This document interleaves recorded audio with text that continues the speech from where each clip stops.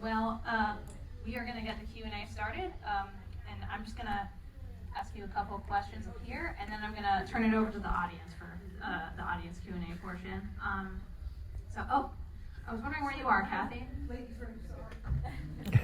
So I just want to start at the beginning. So Kathy noted in her intro that this was a landmark film for a number of reasons, but those here may not be aware that this was an entirely self-funded effort. You raised something like what, $1.5 million? I raised $1 million. $1 million over the course of several years. But when you say self-funded, it wasn't my money. Right. Have big producers backing it. Correct. Yes. I sold shares in what is called a limited partnership, and people bought shares. It took about 2.5 years until I got to the $1 million mark, which is what I needed to make the film.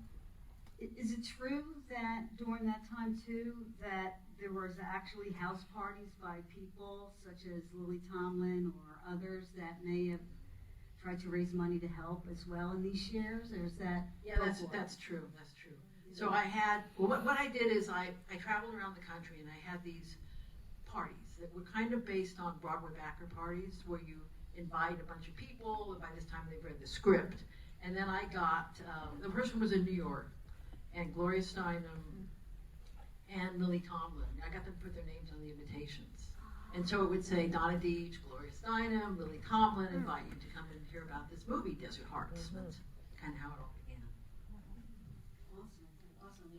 And with that, you said you read the script. They read the script, but this is based on a book by Jane Rule, and that was made wrote in 1964. How did you come across this novel, and how did it wind up being the basis for the movie? Well, the novel was given to me by a friend. I was talking about, I really wanted to make this lesbian love story that had basically that did not end in a bisexual triangle or suicide.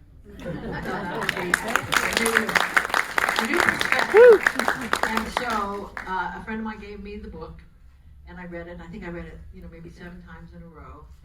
And then I just thought, well, this book has the perfect, central metaphor for a story like this, And then I began to see it as a sort of a version of The Misfits. If you remember that film where, Marilyn Monroe goes to Reno to get a divorce in the 50s when it was all happening in that way. And then she goes to stay at a dude ranch and she meets Clark Gable. And the two of them fall in love. And so I thought, this is kind of like a twist on The Misfits. It could be that, except it's not going to be black and white. And so that was the inspiration for the film, really. So I got in touch with Jane Rule, which was very simple at that time. You just sort of write a letter. You say, Jane Rule, Canada, and it makes its way to her. And so she and I started talking, and she told me that there were a couple of studios that were interested in the film and in the book, and she was reluctant to get involved with them because she thought the whole thing would turn dark and not work out well. And so she said, why don't you come out to the desert? I go every summer, and we could meet and show me some of your other films, which were at the time all documentaries. And so I did, and we hit it off, and that's how I got the book.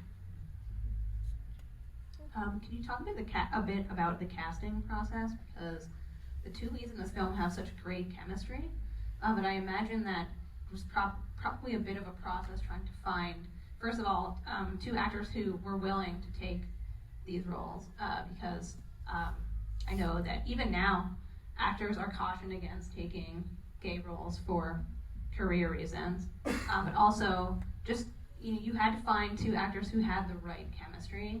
So with each other, correct.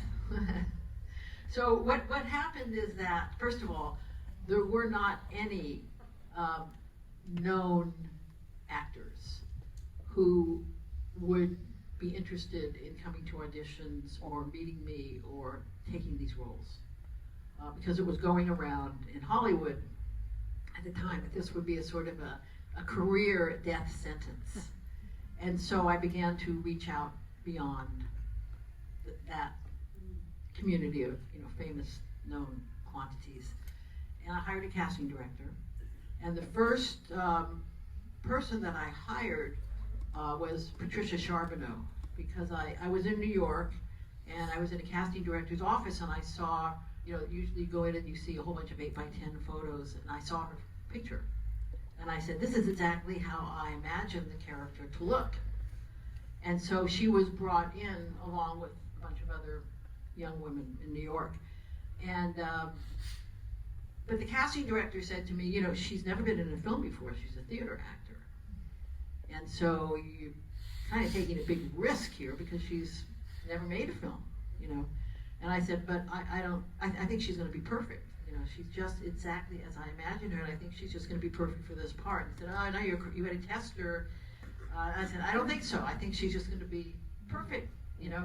And so then, back in LA, I had read a bunch of different actresses, and I had narrowed it down to 3.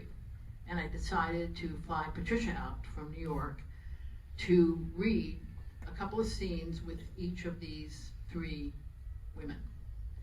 And when she read with Helen, you could just feel the chemistry in the room. It was there. It was like palpable. I just saw it.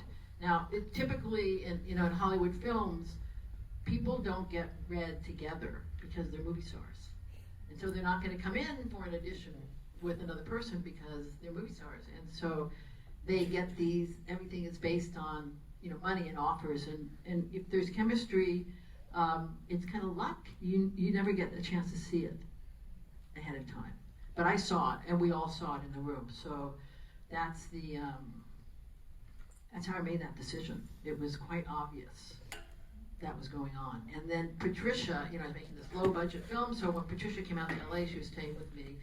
And that night we were having dinner, and I said to her, well, that was really amazing today, this scene when you sort of touched Helen's face. And she said, what? I said, you know, when you were reading that scene and then you touched Helen's face, and she said, huh? So it was as though, you know, she didn't even know. You know, it was just organic and perfect, and there it was. And continue with the casting real quick.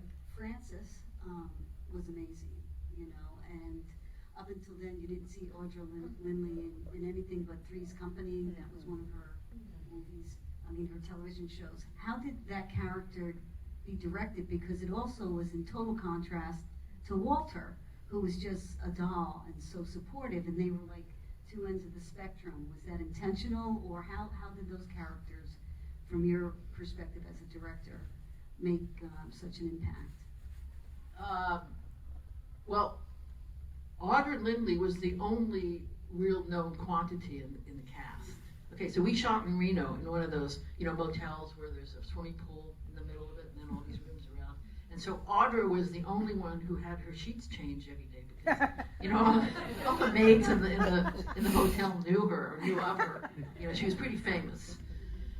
And I mean, she's a brilliant actor, and probably had more experience than everybody else put together, you know. And the really incredible thing about Audra, I mean, all the incredible things about her, but at the end of the show, at the wrap party, I was always raising money all the way along because I wasn't cutting when I was shooting. I didn't have enough money for it, so I did all of that after it was shot, but I was always raising money. And so at the wrap party, and my shares went for about $15,000 per share. So at the wrap party, Audra shows up with a check for $15,000. And she said, I'm going to buy a share. I love this movie, and I want to see you finish it. So, yeah, she turned in a brilliant, brilliant performance. Okay, I think we're going to turn it over to the audience right now. If you have a question for Donna, please raise your hand. And then, is Anthony here? Okay. Well, I see somebody with their hand raised. I think that's Kyle. Yep.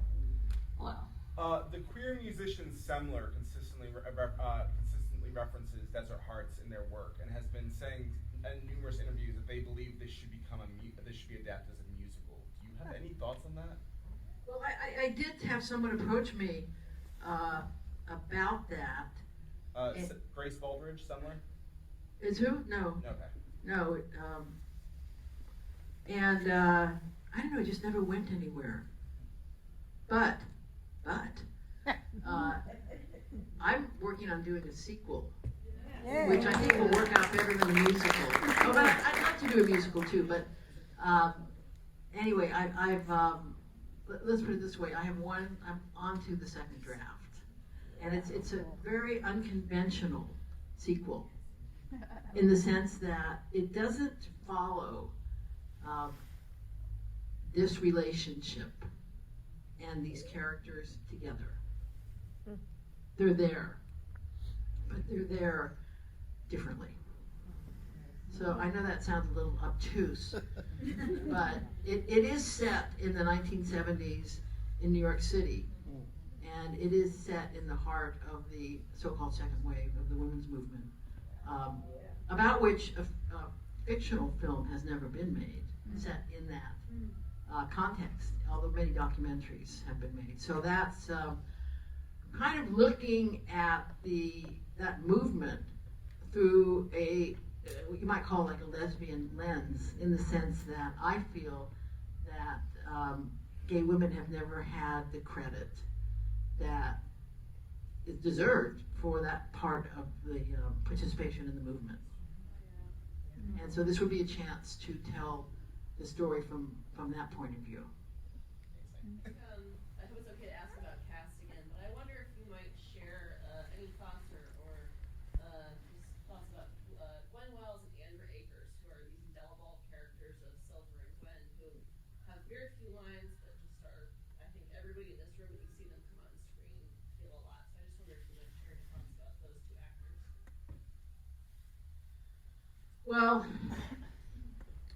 the way I landed on Gwen Wells was that Helen and I were talking. I cast Helen and Patricia and a couple other people. And one day Helen says to me, well, you know who should play Gwen? I said, who? And she said, Gwen. I said, Gwen who? And she said, Gwen Wells. And then I met Gwen. And Gwen came over to my office, kind of audition. And we ended up like talking for 4 hours. And then Gwen became the best friend of my life, and then she died.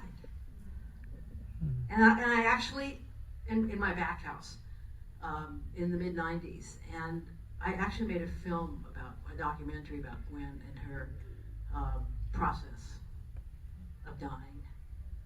Which it's sort of odd because it went all around the festival circuit and won these awards.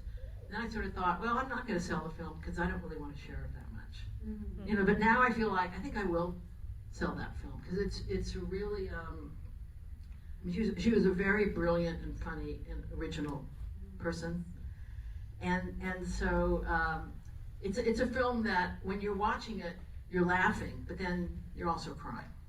It's very intense. And I think it's just the best film I ever made. So that's Gwen.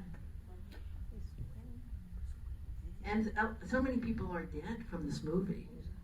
Obviously, I'm still around, and some others. But it's just amazing that how many people went kind of early.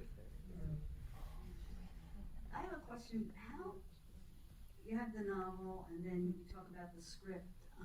Natalie Cooper wrote this screenplay. She was young, in her 30s, I believe, when she wrote this. How did you meet Natalie? No, she wasn't. Well, she wasn't in the 30s. Okay. No, she was more like in her 50s. Oh, okay. Yeah. So the process was that I wrote the screenplay, Okay. and I wrote several drafts, and then I started to raise the money, and then I raised all the money, and I got to the end, and I had even cast it. And I decided I needed a rewrite.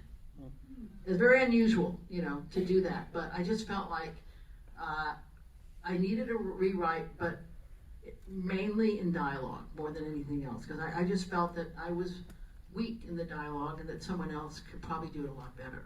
So I began to search for that person, and I found Natalie. And so I took Natalie to Reno. I showed her all the locations, and she lived in Oakland, California, and every weekend I would fly up to Oakland, and she would give me 10 pages, and we would review those. And that's how we went through that process. Did she write anything else after that or before that?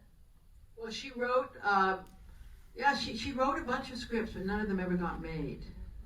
But here's the story I want to tell you about Natalie, because this is the best one. We had a really close working relationship. Just like the perfect kind of, director-writer relationship, where you're discussing absolutely everything, right?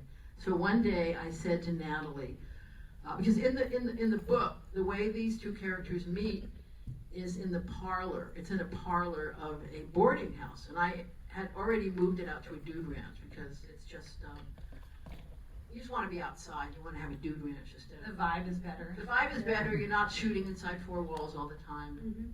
So anyway, I said to Natalie, well, in the book, she read the book. I can't have the meeting in a boarding ranch and not even shooting in a boarding ranch. And let me just say this to you. They have to meet in a way no two people have ever met before. Okay? And when they meet, we've already met the English professor because she gets picked up at the train.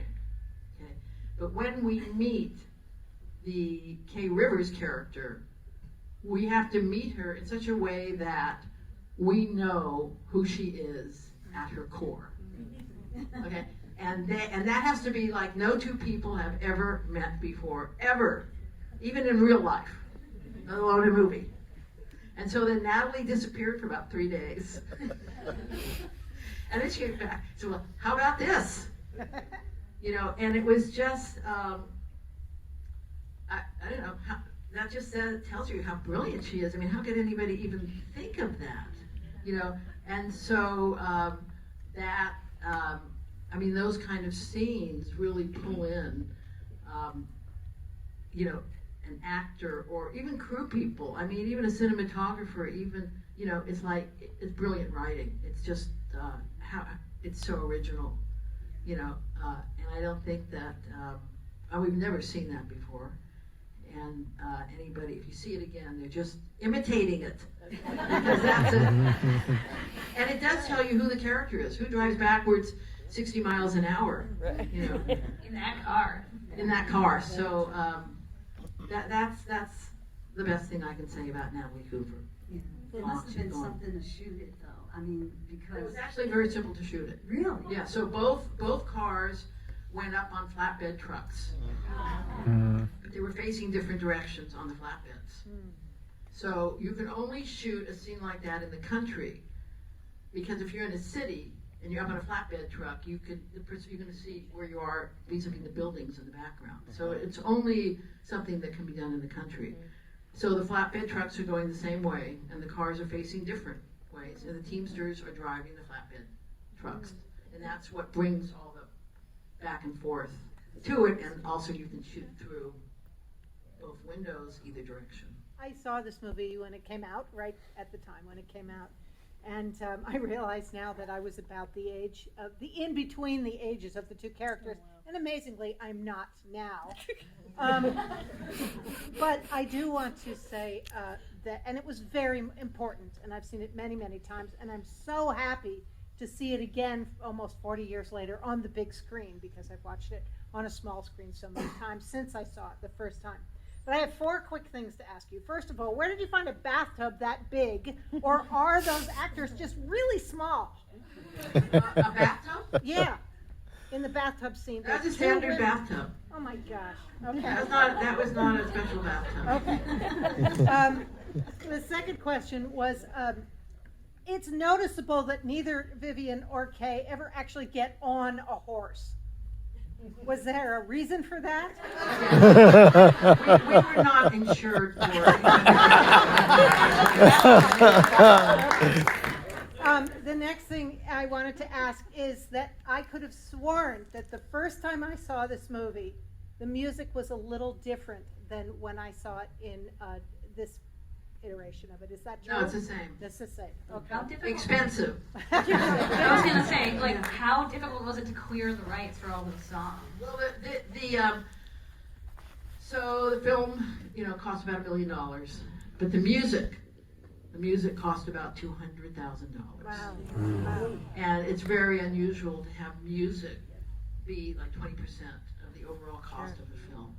But I did that because, first of all, I didn't want sound-alikes. You know what sound-alikes? Right. They're not the real singers, they're the people who sound They like just them. approximate the sound of whatever artist it is. Or Yeah, and it costs a lot less money, but I didn't want to do that. And I just felt like, it's a period piece. Music is so important to any film, and especially to this one, not more, not less, but it felt that way to me. And we were playing a lot of country western out on set, and I just had to have it, so I had to raise some more money. There's just one more thing I wanted to ask. Watching this again, I realized that probably when I saw it in 1985 or 86, that the rating must have been a problem. Was it hard to get the rating so that it could show in regular theaters, or were people hesitant about showing it because there's graphic sex between women in it? No, it wasn't a problem. It wasn't really that graphic. Mm-hmm. Well, At the time. I mean, it was hot, but not graphic. yeah. I mean, but there are ways that they set those ratings, Okay. and I did make a personal study of love scenes because I wanted to see, for quite some time before shooting this, I wanted to see how people did it, because I wanted to do it. I think I was after something quite different, and I was taking a look at how others had done it.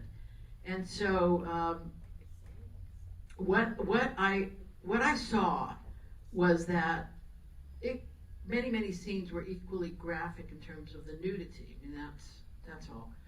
But what I realized I really needed was a lot of like emotional buildup, because so many love scenes, even though they're hot, but there's no connection, there's no emotion, even though many of them are really, really great scenes. But this is the best one. And the reason is because there's this, it's like a scene. I want it to be a scene, like any scene, like a beginning, a middle, and an end. And that's what I had in my mind. I had to figure out, how to get there. So that's how I kind of figured that out. Are there choreographers for sex scenes? Are there what? Choreographers. like an intimacy coordinator or somebody. Okay, they didn't have that in those days. And by the way, intimacy coordinators don't coordinate anything. I mean, they don't choreograph or coordinate anything. They just deal with the technical aspects of what should we call it? Appropriate behavior. Right. Go ahead. Okay. I just wanted to comment on the use of color in the costumes and how I found it absolutely fabulous that she was in browns and beiges, and then suddenly, you want her to be like flamboyant. I did. And then she moved it into this absolutely gorgeous brown shirt with flowers, and I thought, that's so perfect. So thank you. Thank you. Thank you for noticing. Me? Yes, Okay, thank you. I have a question and I have a comment first. First of all, it's an honor to have you here. Thank you. It's an honor to be here.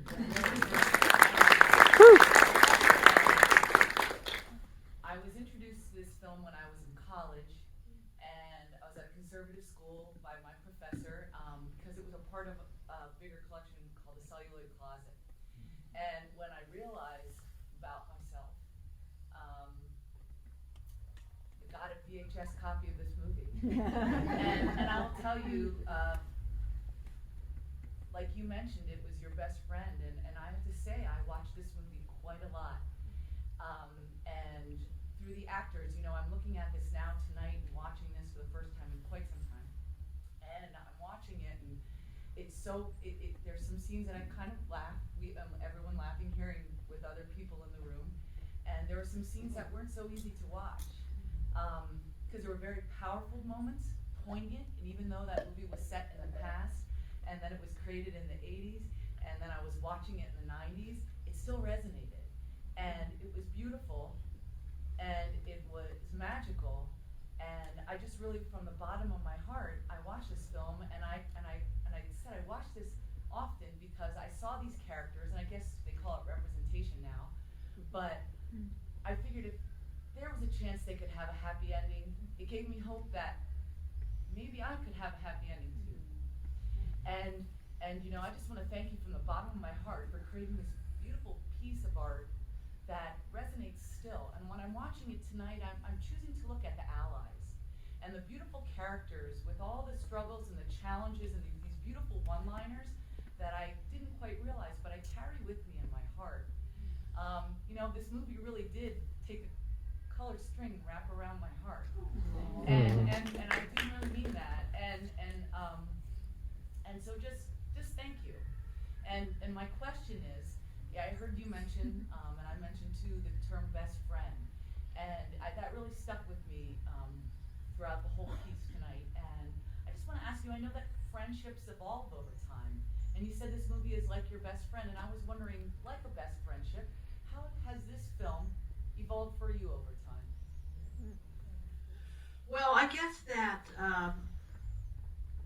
you know, as I said, this was my passion, you know, and I mean, actually, I don't think I've ever said that before. Exactly like, this was my passion, and then this became my best friend, you know. And so it's sort of like that's something that, you know, passion can't keep going and going and going and going. It has to evolve into something else, as well as passion in life, right? And so I guess that's how this film evolved into my best friend, because it's been with me so long, you know, and I rarely look at it, but I pretty much look at it when there's a screening. And I like to look at it on the big screen. I don't sit around in the house and look at the film. But there's something that when I have the experience of looking at it, it is my best friend, and my best friend I met through that film, and I'm very close with everybody who is still alive, who is in the film or had something to do with it, like cinematographer, the production designer, all those people, Patricia and Helen, and you know, we live in different places. You know, Helen's Canadian, Patricia lives upstate New York, but we're always coming together around these Desert Hearts events, these screenings in various places in the world, and then we see each other socially too if we're in the same place. But it's like that. It's like a long, long friendship that just keeps going on,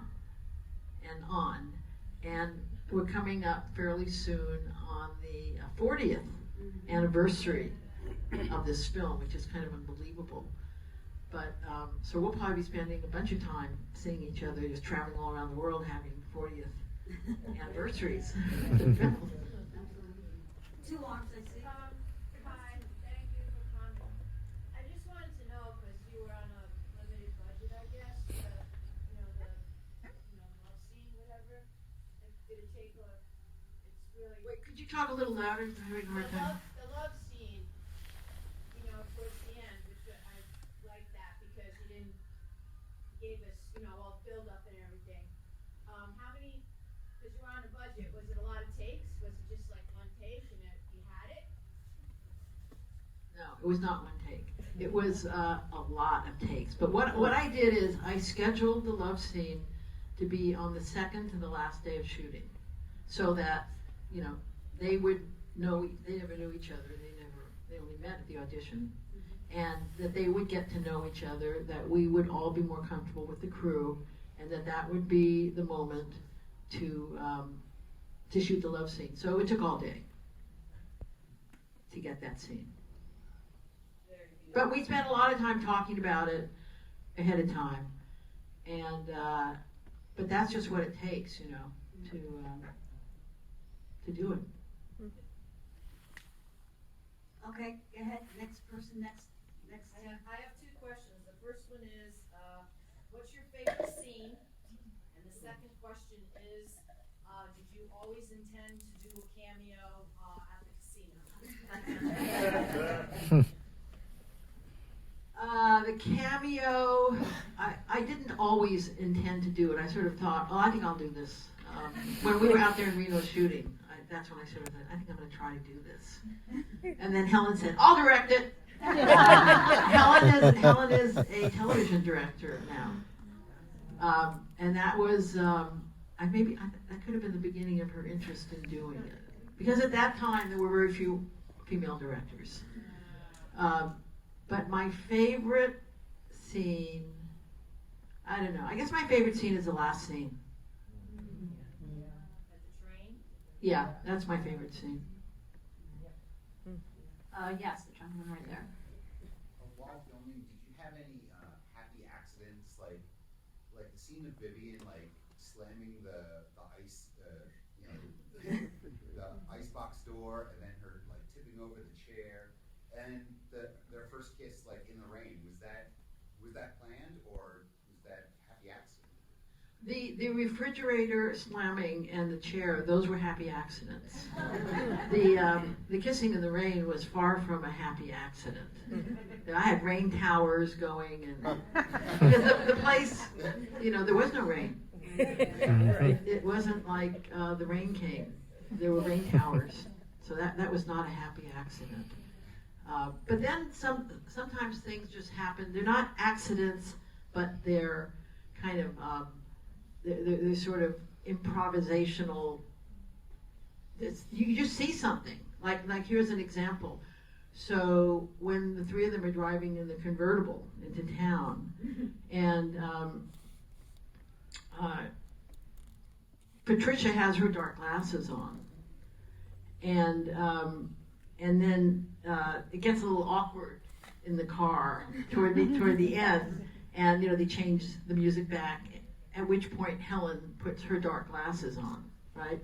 And I'm watching this, and I'm sitting on the back of a pickup truck that's in front of the thing, and then all of a sudden I'm screaming on the bullhorn, Gwen, put your glasses on. Just like that. So it was like it just turned from the moment after Helen put her glasses on, and then I was looking at it, and I was watching Gwen, and I said, she should have her glasses on too.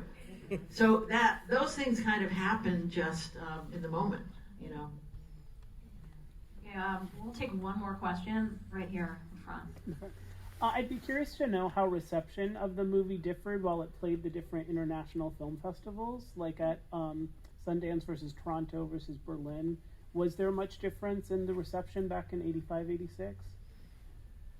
No, there wasn't. I mean, it did have a very successful tour on the festival circuit. The most interesting or really unusual comments came when I was in Moscow and at the Moscow Film Festival, and somebody from the audience said, I had an interpreter and everything was interpreted, but this person, I can't remember if it was a man or a woman, anyway, said, do you feel that you are responsible by making this movie for the what did they say, it had something to do with the falling apart of America. All of that.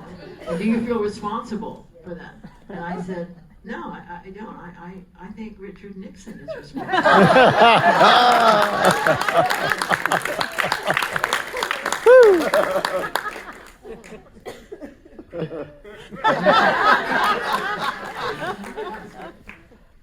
Okay, so I think that just about wraps up our Q&A. Do you have any last questions or anything for Donna?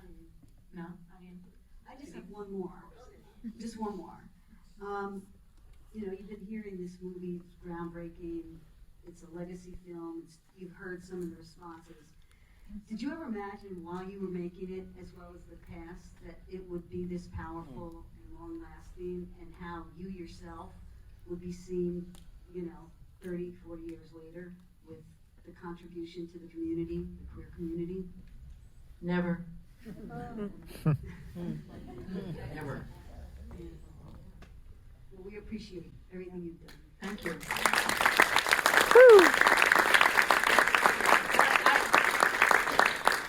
I hope you all come back and see Lizzie Borden's film in July. It's awesome. Yeah, it is really, really a fantastic film, so don't miss it.